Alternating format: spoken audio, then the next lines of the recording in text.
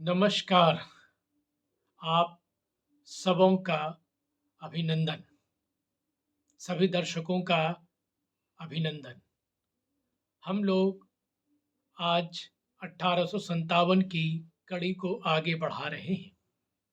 इस कड़ी में 1857, जिसे भारत की राष्ट्रीय क्रांति कहा जाता है और जिसे कुछ इतिहासकार जैसे अंग्रेज और कुछ तथाकथित मार्क्सवादी इतिहासकार अपने आप को भारतीय इतिहास के इस स्वर्णिम काल को वो एक सिपाही विद्रोह के नाम से पुकारते हैं।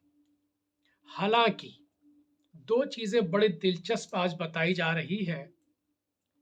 एक पश्चिम के विद्वान और एक भारत के विद्वान, पश्चिम के विचारक और भारत के साहित्यकार, आज दोनों के बारे में एक रोचक जानकारी दी जा रही है।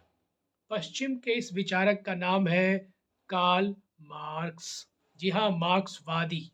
जी हाँ, मार्क्सवादी विचारधारा, कम्युनिस्ट विचारधारा के पुरोधा, पितामह या पिता, कुछ भी आप कह सकते हैं, कार्ल मार्क्स को।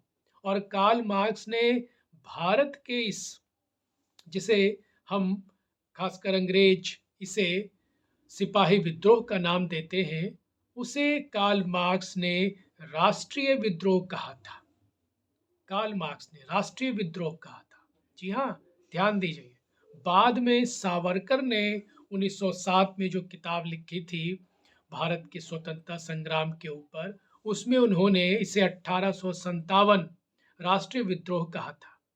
अब दूसरी रोचक बात यह है कि गदर इस गदर, क्योंकि इसे गदर के नाम से भी संबोधित किया गया, पर एक रोचक लेकिन दिलचस्प जानकारी हिंदी के साहित्यकार अमृतलाल नागर ने दी। जी हाँ, अमृतलाल नागर ने। बड़े आश्चर्य की बात है, जो काम इतिहासकारों को करना था वो काम हिंदी के साहित्यकार अमृतलाल नागर ने की है। उन्होंने गांव-गांव और कस्बों-कस्बों की न सिर्फ धूल फांकी, बल्कि उनके परिवार वालों से जाकर सीधा साक्षात्कार भी किया और पांडुलिपियां भी जमा की, और उसका वर्णन उन्होंने गदर नामक पुस्तक में किया है।